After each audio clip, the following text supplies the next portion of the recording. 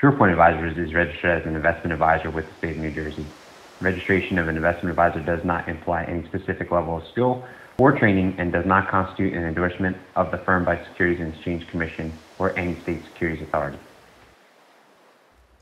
Welcome to another episode of SurePoint Advisors Financial Roll Call with James Fay. We are 10-8 in service. This is a podcast for law enforcement by law enforcement. I am James Fay. I'm a retired law enforcement officer and now financial advisor with SurePoint Advisors. And I'm focused on helping law enforcement officers make educated financial decisions that will directly affect their retirement. I truly believe that this podcast will help accomplish that. All right, so over the last several months, I've been fielding a lot of phone calls and emails in reference to life insurance.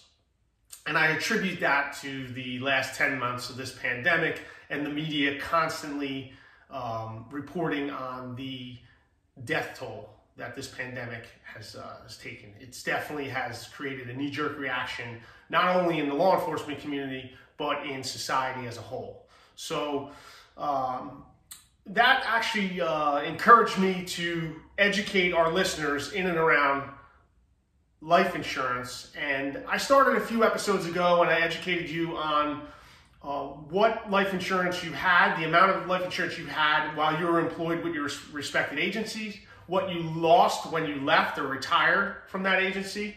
My previous episode, we spoke about term life insurance. And term life insurance is one of the cheapest life insurance products out there. And today, I figured we'd talk about whole life insurance. And the reason that we're going to talk about whole life insurance is because when I did field all these phone calls about life insurance, somebody would call or email me and say they need, life insurance. My response would be, well, what are you looking for? Term life insurance or whole life insurance? And their response usually was, well, what's the difference? So that kind of triggered me and kind of persuaded me a little bit to educate my listeners in and around life insurance. If you remember when we spoke about term life insurance, I used the analogy that term life insurance is like leasing a car. When you lease a car, you have a payment for a certain amount of time, the term of the lease, and you have a car to drive. When that term is up, you hand the car back in and you have no more payment. That's the same as term life insurance. You will make a payment. As long as you make that payment, you will have a life insurance policy in place. When that term is up, the policy goes away and the payment goes away. That is term life insurance. Whole life insurance, I'll use the analogy, is like buying a car. When you buy a car, you have a payment for a certain amount of time. As long as you make that payment, you have that car to drive. When that payment is up, you now own the car. You can either drive that car until it dies, or you could sell that car for a cash value, okay? The same as whole life insurance. Whole life insurance, you'll have a payment. You'll make that payment. As long as you make that payment, you'll have a policy in place. Once you're done making that payment, you now own the policy. That policy will be in place for the rest of your life. Or you could sell that policy for a cash value. So that's my analogy on whole life insurance. That's my analogy on term life insurance. Term life insurance is like leasing a car. Whole life insurance is like buying a car. And just like leasing a car and buying a car, when you lease a car, your monthly payment is less expensive than when you buy a car. The same thing with term life insurance and whole life insurance. Term life insurance is less expensive than whole life insurance. So let's get in a little deeper and learn a little bit more about whole life insurance. All right, so what is whole life insurance? Again, whole life insurance is one type of permanent life insurance that can provide a lifelong coverage.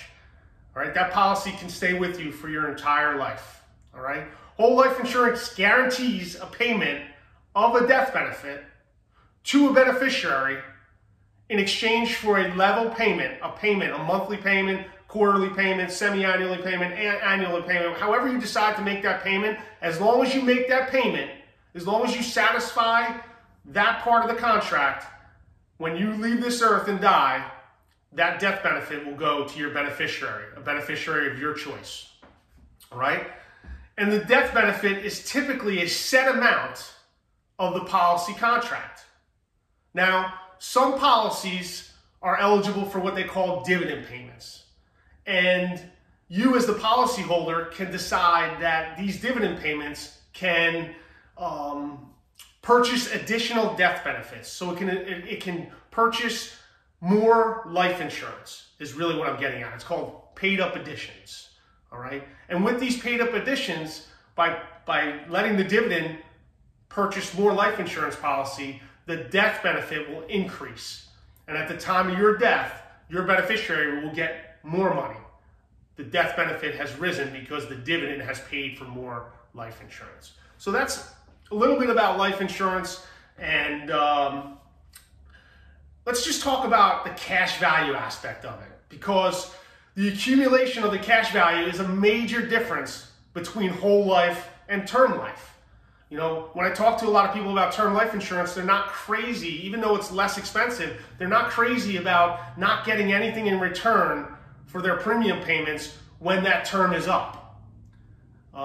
So we talk about whole life insurance, and that's exactly what whole life insurance does, all right? Part of that premium payment for whole life insurance, it will accumulate into a cash value account, all right? And that account grows over time, and it can be accessed as well. You can get to that cash account and use it, and we'll talk about that in a minute, okay? So you can use that cash value by either a withdrawal or a loan, okay?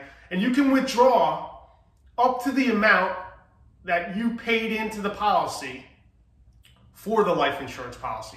So that's called really your cost basis, right? Whatever that monthly premium was, whatever that annual premium was, and it's adding up now because part of the cash value, like we said, part of that premium goes into the cash value account, all right? So whatever you paid into the policy, you can actually withdraw up to that amount from the cash value of the policy, and there's no penalty and there's no taxes, okay?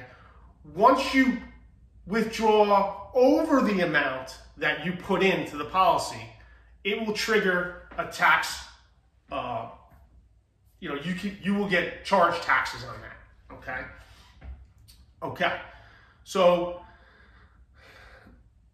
let's talk a little bit about the cost of whole life insurance, all right? Now, some people like the cash value feature and some like the permanent nature of the policy, but actually for many people, whole life insurance simply is unaffordable. It's expensive, just like we talked about before, right? Term insurance, inexpensive insurance, whole life insurance, it's more expensive. Just like leasing and buying a car. Leasing less expensive, buying a car more expensive, all right? And some of the factors that kind of weigh into the pricing of whole life insurance, other than the amount of coverage that you want, right? So obviously the more coverage you want, the more money it's going to cost. But there's other factors that go into it as well that you should know about. Your age, right? And your gender, both of them. And we talked about that in a previous episode. And I told you, it's cheaper to lock in the life insurance when you're young and healthy rather than when you're older and need it, right? So your age and your gender, right? Your past and current health conditions. Again, it's cheaper to lock in the life insurance when you're young and healthy rather than when you're older and need it. So, are you a smoker? If you smoke, your premiums are going to be higher than if you're a non-smoker. Believe it or not, your credit score comes into play. Your driving record will come into play.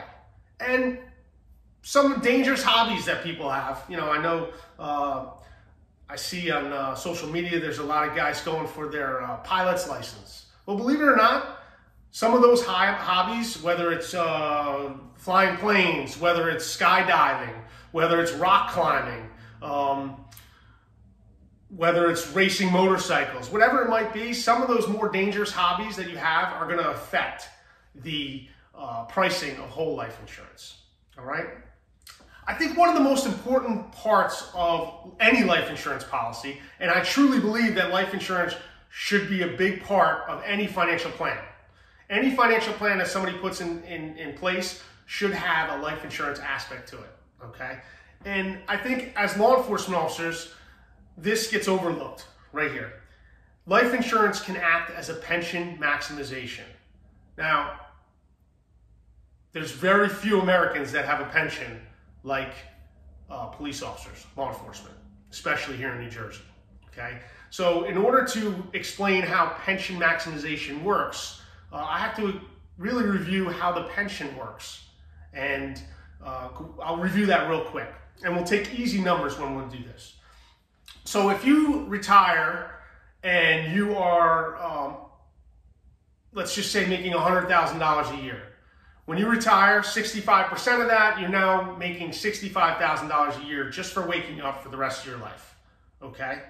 If you were to predecease your beneficiary, your spouse, if you were to predecease your spouse would get 50% of your last year's salary, your last year's base salary. So again, not 50% of the $65,000, but 50% of the $100,000.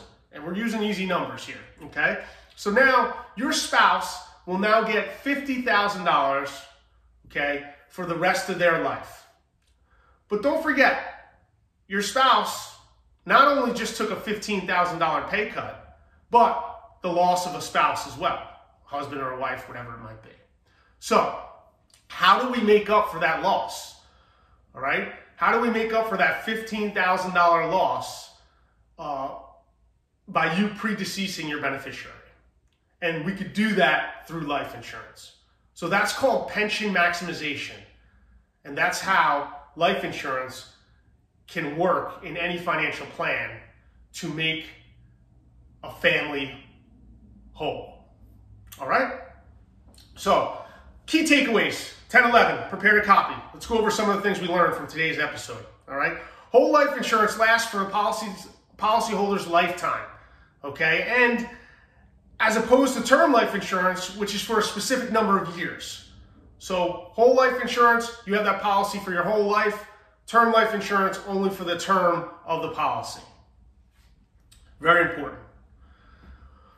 The whole life insurance is paid out to a beneficiary or beneficiaries, you can have multiple beneficiaries, upon the policyholder's death, provided that the premium payments were maintained. So as long as you made those monthly premium payments, that policy stayed in force, in effect, and when you die, the insurance company will pay your beneficiary the amount of the policy.